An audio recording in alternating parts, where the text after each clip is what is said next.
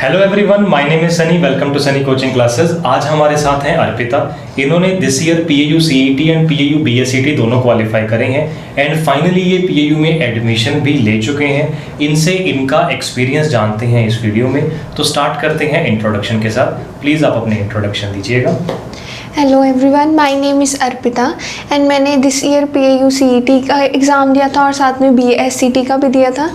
CET में मेरा 38 rank आया है और बीएसईटी में मेरा 9th रैंक आया था। ठीक है, सीईटी में आपने बताया 38 रैंक है और बीएसईटी में 9th रैंक। हाँ जी। आपने अभी एडमिशन सीईटी के अंडर ली है या बीएसईटी के अंडर? सीईटी के अंदर। Why not BSET? क्योंकि वहाँ पर हॉस्टल लाइफ और थोड़ा दूर भी पड़ता था, जिस वजह से सीईटी और पीएयू वैसे भी ड्रीम यूनिवर्सिटी होती है कई लोगों की, तो इसलिए। ठीक है, ठीक है। आपको पहले तो एग्रीकल्चर के बारे में पता कैसे चला? मैं फैमिली से पता चला कि ये वाला कोर्स बहुत अच्छा होता है, इसकी जॉब अपॉर्चुनिटीज़ भी बहुत अच्छी होती है। इस वजह से उन्होंने बोला कि आपको इस पीएयू में एडमिशन लेनी चाहिए और इस कोर्स में लेना चाहिए। Then why PAU only? क्योंकि वो यूनिवर्सिटी और आईसीआर के अंडर भी आती है और साथ में वैल्यू भी पड़ती है उस यूनिवर्सिटी से कोर्स किया ग्रेजुएशन, तो इस वजह से। ठीक है। सीईटी और बीएसईटी दोनों का डिफिकल्टी लेवल सिमिलर है या डिफरेंट है? सिमिलर ही था, जो पढ़ के गया था बस उसे आता था, जो नहीं पढ़ के गया था उसे नहीं आता। सिमिलर ही था, 11th-12th का सिलेबस है, दोनों सेम ही थे। ठीक है। सबसे इजी सब्जेक्ट कौन सा है, मुश्किल कौन सा है? सबसे इजी मैथ्स था। फिजिक्स केमिस्ट्री मुश्किल भी, किसी में फिजिक्स मुश्किल है, किसी में केमिस्ट्री, बट ठीक ही है दोनों में। +1 का पोर्शन ज़्यादा, +2 का पोर्शन? +1 का। ठीक है। केमिस्ट्री में ऑर्गेनिक, इनऑर्गेनिक या फिजिकल क्या ज़्यादा? ऑर्गेनिक। क्या एक चैप्टर बता सकते हो तीनों सब्जेक्ट में से जिसमें लगता है पेपर ज़्यादा आया? फिजिक्स में से काइनेमेटिक्स, केमिस्ट्री में से ऑर्गेनिक के जितने भी चैप्टर्स थे, एल्डिहाइड, कीटोन्स, कार्बोक्सिलिक एसिड्स, ये अल्कोहल, फेनॉल एंड ईथर, ये वाले जो चैप्टर्स थे। मैथ्स में से जो +1 के जितने भी चैप्टर्स थे, लाइक कॉम्प्लेक्स नंबर्स वगैरह, क्वाड्रेटिक इक्वेशंस, प्रोबेबिलिटी, ये वाले जो चैप्टर्स थे मैथ्स में से, ये बहुत इंपॉर्टेंट थे। मैथ्स में क्वेश्चन छोटे छोटे आते हैं, बड़े बड़े लेंथी क्वेश्चन? बहुत छोटे छोटे क्वेश्चन थे, जनरली फार्मूला बेस्ड क्वेश्चन थे, जिन्हें फार्मूला हर एक चैप्टर में से फार्मूला बेस्ड क्वेश्चन थे। कई क्वेश्चन थे जो घुमा फिरा के थे, बाकी तो ठीक थे। ठीक है। फिजिक्स में न्यूमेरिकल ज़्यादा आते हैं, थ्योरेटिकल क्वेश्चन? न्यूमेरिकल्स, फिजिक्स में न्यूमेरिकल बहुत है। ठीक है, ठीक है। तो प्रिपरेशन के लिए थ्योरी पे ज़्यादा फोकस करें या क्वेश्चंस की प्रैक्टिस ज़्यादा करें?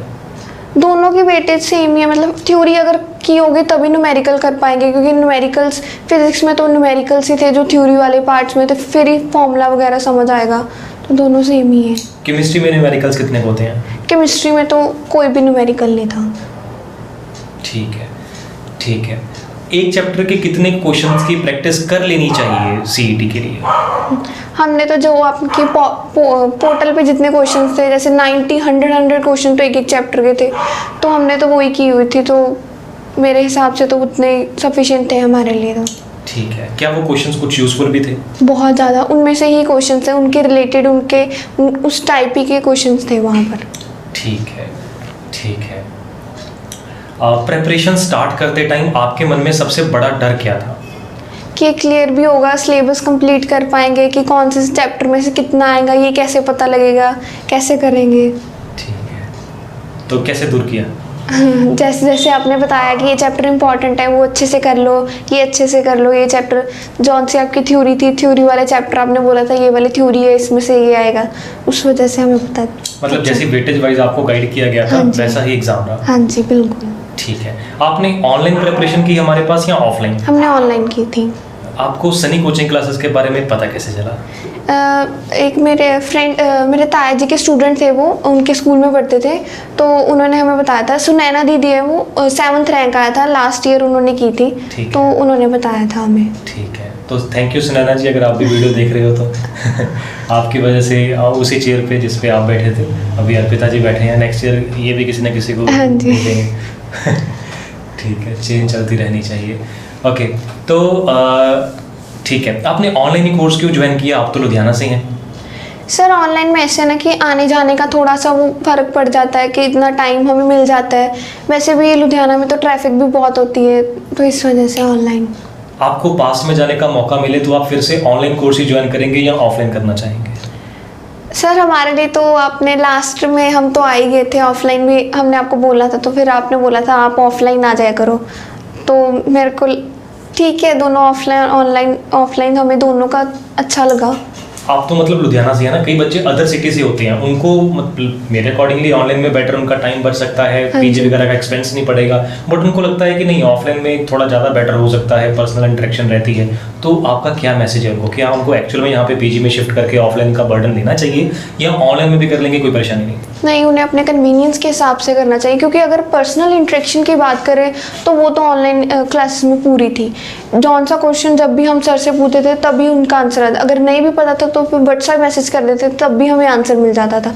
इंटरेक्शन के बेस में तो हम वो कर नहीं सकते, क्योंकि ऑनलाइन में भी सेम था, सर रुक के भी हमें बता देते थे कि ये है, कोई क्वेरी है तो पूछ लो, 5 मिनट हमें दे भी देते थे, कोई क्वेरी है दोबारा पूछना है, दोबारा सर करवाते, तो कन्वीनियंट के हिसाब से हम देख सकते हैं अपना। ठीक है, क्या मटेरियल आपने एक्चुअल में फॉलो किया? यस सर, जो भी मेरे हिसाब से मैंने कोई फर्दर बुक वगैरह कुछ भी नहीं ली थी, जो पोर्टल पे मटेरियल था, क्वेश्चंस थे, थ्योरी थी, वो ही सभी किए, जो सर ने क्वेश्चंस दिए ऑनलाइन क्लासेस पे जैसे जैसे करवाया वैसे ही किया। ठीक है, प्रिपरेशन के टाइम पे कोई ऐसी कॉमन मिस्टेक्स जो स्टूडेंट्स को अवॉइड करनी चाहिए? प्रिपरेशन के टाइम पे स्टार्टिंग से ही, जैसे जो सर शेड्यूल जो सर ने बोला हो कि ये पोर्टल पे क्वेश्चंस है, ये इस वक्त कर लो, टेस्ट के जो शेड्यूल्स रखे हुए थे उसे ही फॉलो करना चाहिए। अगर स्टार्टिंग से नहीं बना तो फिर ऐसे डिले होता जाएगा, तो कितना सारा पेंडिंग हो जाएगा, तो इस वजह से। ठीक है, तो कोई मस्ट फॉलो टिप्स जो पक्का फॉलो करनी ही चाहिए? कि स्टार्टिंग से मतलब करना चाहिए अच्छे से, स्टार्टिंग से जैसे जैसे सर ने हमें बोला, तो मेरा भी ऐसे ही हो गया था फर्स्ट मंथ, जैसे सर ने बोला था वो फंक्शंस की वजह से, उसकी वजह से थोड़ा सा डिले हो गया था, लेकिन फिर भी मैंने सर को बताया, सर मेरे इतना पेंडिंग वर्क है, सर ने सभी फिर भी मेरे को बोला कि आपका ये करवा देंगे, ये करवा देंगे, सभी ने, सर ने रिपीट भी करवाए सभी चैप्टर्स, सर जो मिस भी हो गए थे, 1-2 क्लासेस मिस हुई थी उसमें थोड़ा सा हो गया था, फिर भी सर ने हमारा कवर करवा दिया, वो भी चैप्टर्स 2-2 बारी सर ने रिपीट हो गए, तो उस वजह से हो गया था वो, एक ही डिले नहीं करना चाहिए था। ठीक है, तो आपने स्टार्ट कब किया हमारे पास? 9 मई। ओके, आपको तो डेट भी याद है। तो इतने टाइम में आपने एक्चुअल में कितनी क्लासेस मिस की होंगी? सर हार्डली 2 या 3 मिस की होंगी, वो भी फंक्शन की वजह से, नहीं तो कोई भी मिस नहीं की थी, वो भी मिस नहीं की थी, लगा रहे थे, सुन नहीं रहे थे। ठीक है, तो हमारी तरफ से कितनी मिस हुई? कोई भी नहीं, सर ने तो इवन एक्स्ट्रा क्लासेस, संडे को भी एक्स्ट्रा क्लासेस थी हमें, वो भी दोपहर को, सुबह, रात को, 9 आवर्स तो क्लासेस चलती थी, तो कोई भी मिस नहीं हुई, एक भी दिन नहीं। ये प्रेस है कि कंप्लेंट है कि 9-9 घंटे पढ़ाते थे? सर प्रेस भी और कंप्लेंट भी है, 9-9 घंटे सांस तो लेनी चाहिए थी ना। ठीक, बट चलो जब लास्ट मोमेंट पे सिलेबस पेंडिंग हो तो और कोई मौका बचता नहीं है, इसीलिए इवन मैं शुरू से कहता हूँ कि +1-2 के टाइम पे साथ में प्रिपरेशन स्टार्ट कर लेंगे तो और भी बेटर है। कई बच्चों के पास पूरा टाइम होता है +1-2 में, साथ साथ पहले बच्चे सीरियस नहीं होते, बाद में फिर 2 महीने 3 महीने में जब सिलेबस कवर करना है तो करना ही पड़ेगा। ठीक है, ओके, अगर आपको पास में जाने का मौका मिले तो अर्पिता जी आप अपने आप को कहाँ पे करेक्ट करना चाहेंगे कि अर्पिता अगर ऐसे नहीं ऐसे करेगी तो और भी बेटर हो सकता है? सर मैं यही करना चाहूँगी, अगर स्टार्टिंग से ही मैं जैसे टेस्ट वगैरह वो सभी स्टार्टिंग से ही करते तो शायद मैं बहुत अच्छा रैंक ले पाती। ठीक है, अभी भी खैर अच्छा है, एडमिशन ले चुके हो, नो वरीज, पर बेसिकली पूछने का मोटिव ये था कि कल को कोई और स्टूडेंट भी ये देख रहा होगा तो वो भी अगर ये मिस्टेक कर रहा है तो उसको सुधर जाना चाहिए, पहले अवॉइड करना चाहिए। ठीक है, अच्छा पीयू में अगर आपको कोई 3 कोर्सेज सेलेक्ट करने हो, एनी 3 कोर्सेज, तो आप कौन कौन से सेलेक्ट करेंगे? फर्स्ट तो एग्रीकल्चर, सभी की preference agriculture, then horticulture, then food technology, जो इंजीनियरिंग, एग्रीकल्चर इंजीनियरिंग वाला। ठीक है, ठीक है, बीटेक एग्रीकल्चर इंजीनियरिंग। ठीक है जी। क्या आपका एग्ज़ाम से पहले डेली शेड्यूल क्या होता था, कितने घंटे क्या कुछ करते थे? मॉर्निंग हमारी 7 to 10 तक हमारी क्लासेस लगती थी, 7 to 10 क्लासेस लगती थी, उसके बाद कभी कभी एक्स्ट्रा क्लासेस में दोपहर को भी शिफ्ट होती थी हमारी 2 आवर्स की, देन नाइट को 7 to 9 से भी 10 हो जाती थी क्लासेस। ठीक है, तो फिर सेल्फ स्टडी कब करते थे? ये तो क्लासेस ही हो गई। सर इसके बीच में सर ने जो होमवर्क देते थे वो तो करने ही पड़ते थे, इनके बीच में अपना करके सारा दिन ही लग जाता था। अच्छा, वही मैं पूछने वाला था कि क्लासेस प्लस सेल्फ स्टडी कितने आवर्स की हो जाती होगी? सर क्लासेस ही 9-10 आवर की क्लासेस ही हो जाती थी, उसके बाद हो ही गए 12 आवर्स। ठीक है, तो ये +1-2 के टाइम पे भी इतनी सेटिंग देने की आदत है? नहीं सर, बिल्कुल भी नहीं। +1 +2 में तो स्कूल गए, स्कूल से आके रेस्ट वगैरह कर ली, फिर 2-3 घंटे बस। तो ये ट्रांजिशन कितनी मुश्किल लगी? स्टार्टिंग में तो बहुत टफ था कि सुबह भी क्लास, रात को भी क्लास, फिर अपना काम भी, होमवर्क भी। तभी तो बोला स्टार्टिंग में हो नहीं पाया इतना शेड्यूल, लेकिन जब पता लगा सर टेस्ट हुए, टेस्ट में मार्क्स वगैरह, फिर रियलाइज़ हुआ, फिर सर को बताया, फिर हमने फॉलो करना स्टार्ट किया। ठीक है, फ्रेंड्स, फैमिली एंड रिलेटिव्स का कितना रोल होता है? बहुत रोल होता है। मेरे तो फैमिली में सभी है, टीचर्स वगैरह, मेरे पापा ने बहुत सपोर्ट किया। मतलब मेरे को बिल्कुल भी डिस्टर्बेंस नहीं होती थी, जब भी क्लास होती तो कोई भी डिस्टर्बेंस, कोई रिलेटिव भी आ जाता था, मेरे रूम लॉक रहता था तो कोई इतना मेरे को डिस्टर्बेंस होती नहीं थी। हर क्लास के टाइम में सभी को पता लग जाता इसकी क्लास है, अब नहीं से डिस्टर्ब करना, बहुत रूल है। तो वो भी थोड़ा इंसिडेंट शेयर करो तो, मैरिजेस में जो क्लासेस लगाई आपने।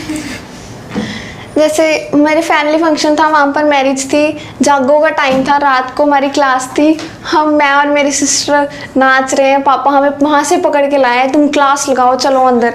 अंदर जाके उन्होंने देखा यहाँ पर शोर है, तो फिर उन्होंने बोला चलो ऊपर जाके हम दोनों को बिठा दिया। वो भी हम दोनों एक दूसरे की तरफ ना देखे, एक को उधर एक को इधर। मेरे क्लास लगाओ, थोड़ी देर बाद चेक करने आ रहे थे कि क्लास लगा भी रहे हैं कि नहीं लगा रहे हैं। इवन मैरिज वाले दिन भी उन्होंने ऐसे किया। सुबह की तो चलो हो गई थी हमसे मिस, फिर भी उन्होंने लेट गए हमारी वजह से कि क्लास लगा के जाएं।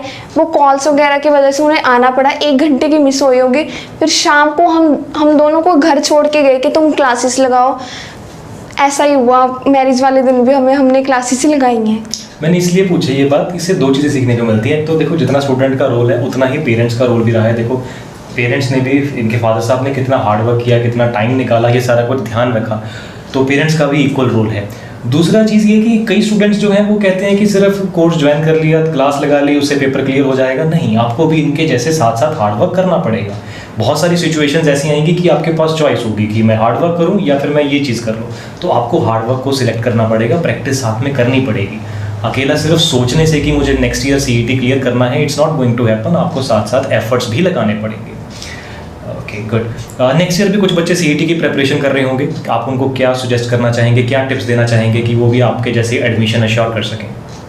मैं तो ये बोलूँगी कि हमने सर से जैसे किया था, जो सर के पोर्टल वाले क्वेश्चन थे, सर ने बोला था जैसे जैसे चैप्टर होते गए, सर ने थ्योरी भी प्रोवाइड की हुई थी, वो हमने थ्योरी भी की। सर ने बोला थ्योरी करते साथ ही हम क्वेश्चंस को प्रैक्टिस करो। मैं यही बोलूँगी, साथ साथ में अगर आप काम करते जाओगे तो आपका होता जाएगा, और रिवीजन के टाइम आपको ये नहीं लगेगा कि ये नहीं किया, ये लगेगा कि किया हुआ, और पेपर में तो आप डेफिनेटली बहुत अच्छा कर पाओगे। गुड। आप कुछ एक्सपेक्टेशंस के साथ हमारे पास आए होंगे, क्या हम आपकी एक्सपेक्टेशंस को फुलफिल कर पाए? आपका क्या रिव्यू है? यस सर, बिल्कुल, क्योंकि मेरे को MCQs में बहुत प्रॉब्लम होती थी। MCQs in the sense options तो मैं सिलेक्ट ही नहीं कर पाती थी कि कौन से ऑप्शंस सही है कि कौन सी नहीं, कंफ्यूजिंग था। तो उस वजह से मैं बोलूँगी मेरी तो बहुत अच्छा मैंने किया। सर का भी हार्डवर्क बहुत था, MCQs की प्रिपरेशन मेरी बहुत अच्छे से हुई, और मैं बहुत मतलब एक्सपेक्टेशन तो बिल्कुल ही फुलफिल हुई है हमारी। ठीक है। अच्छा, एग्जाम डे पे अगर आपसे क्वेश्चन पूछते कितना रैंक आप एक्सपेक्ट कर रहे हैं, तो क्या आंसर होता? जैसे प्रिपरेशन थी हमारा टॉप 20 में था भी, BSCT में तभी 9th रैंक आया था। सर ने हमें पहले ही बोल दिया था अगर आप इतना हार्ड वर्क करोगे, इससे डबल थोड़ा सा करना पड़ेगा CET में, तो आपका रैंक स्टेबल रहेगा। अगर नहीं तो आप 9 को 4 से मल्टीप्लाई कर लो। वही चीज़ हुई, 9 को 4 से 36 के राउंड 38 मेरा रैंक आया था। ठीक है। अच्छा, प्रिपरेशन के टाइम पे आपके लिए सोर्स ऑफ इंस्पिरेशन या रोल मॉडल क्या थे? सर, सोर्स ऑफ इंस्पिरेशन आप भी थे और मेरे फादर भी, क्योंकि इन द सेंस जैसे आप हार्ड वर्क करते थे, दिन में भी क्लासेस, एक्स्ट्रा क्लासेस भी, इवन रात को भी। रात को तो कभी कभी हमने एक्स्ट्रा क्लासेस में 11-11 बजे तक क्लासेस लगाई है। वो भी आपसे भी सीखने को मिला कि हार्ड वर्क आप इतना एफर्ट कर रहे हैं तो हमें तो करना ही चाहिए, इससे एक्स्ट्रा भी प्रैक्टिस वगैरह। और माई फादर लाइक कोई भी फंक्शन हो फिर भी उन्होंने मेरे को क्लासेस लगाने के किया, मेरे को कोई भी डिस्टर्बेंस नहीं मिली। उन्होंने जितना मेरे को सपोर्ट किया कि आप काम करो, हम आपकी हेल्प करेंगे, आपको इतना टाइम चाहिए, इतना टाइम हम आपको देंगे। मेरे को मतलब एज अ गर्ल हमें घर का काम भी वगैरह होता है। मेरी मम्मा ने भी मेरे को कोई इतना वो नहीं किया। मम्मा ने सब सारा दिन मैं सिर्फ एक रूम में बैठ के पढ़ती थी, मेरे को किसी ने कुछ नहीं बोला ये काम करना है, ये काम करना है। सारा दिन उन्होंने मेरे को दिया हुआ था, बस तू पढ़ ले। क्लासेस के टाइम में भी मेरे को कोई डिस्टर्बेंस नहीं होती थी, बस यही थे मेरे। 38th रैंक, टॉप रैंक लेने की स्ट्रेटेजी? टॉप रैंक लेने की वही थी कि मैंने स्टार्टिंग में अगर मैं कर लेती तो आई एम श्योर कि मेरा 38 से तो आगे होता रैंक। तो यही मैं आपको बोलूँगी, स्टार्टिंग से ही अगर आप करते रहोगे तो आपका डेफिनेटली टॉप 10 में तो आना ही चाहिए था। ठीक है। अच्छा, कई बच्चे कहते हैं कि जब एप्लीकेशन फॉर्म आएंगे तभी प्रेपरेशन स्टार्ट करेंगे, अभी स्टार्ट करने की क्या ज़रूरत है? अभी कौन सा फॉर्म है? क्योंकि सिलेबस तो बहुत वास्ट है, वो कवर ही नहीं कर पाएंगे जब एप्लीकेशन आएगी। एप्लीकेशन भरोगे तो सिलेबस कब देखोगे, तो उस वजह से नहीं, पहले से ही स्टार्ट करना चाहिए था। बोर्ड लेवल की अच्छे से तैयारी कर ली? मेरे तो बोर्ड में 95% मार्क्स हैं, ऐसे CET देने जाऊंगी, पक्का क्लियर करके आऊंगी। सही है? नहीं, बिल्कुल भी नहीं। बोर्ड का लेवल और इसका लेवल बहुत डिफरेंट होता है। उसमें थ्योरी क्वेश्चंस होते हैं और इसमें MCQs होते हैं, वो भी न्यूमेरिकल पार्ट्स वगैरह, जो कि जिसकी प्रैक्टिस करनी पड़ती है MCQs में, वही जिसमें आंसर बहुत कंफ्यूजिंग होते हैं। और ये डिसाइड कर पाना कि कौन सा आंसर है कौन सा नहीं, ऐसा नहीं होगा, उसकी अलग से प्रिपरेशन करनी पड़ती है।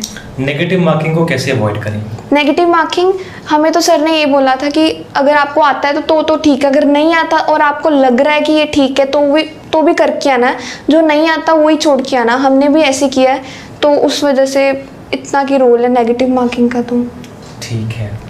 बोर्ड लेवल पे जो चैप्टर्स या टॉपिक्स रिड्यूस डिलीटेड होते हैं उनमें से भी आता है पेपर? यस सर, उनमें से डेफिनेटली आता है। वो भी चैप्टर सर ने हमें करवाए थे, इवन हमने स्कूल टाइम में नहीं किए थे, सर ने वो दोबारा से उन्हें ज़्यादा टाइम लगा के अच्छे से हमें वो चैप्टर्स करवाए थे।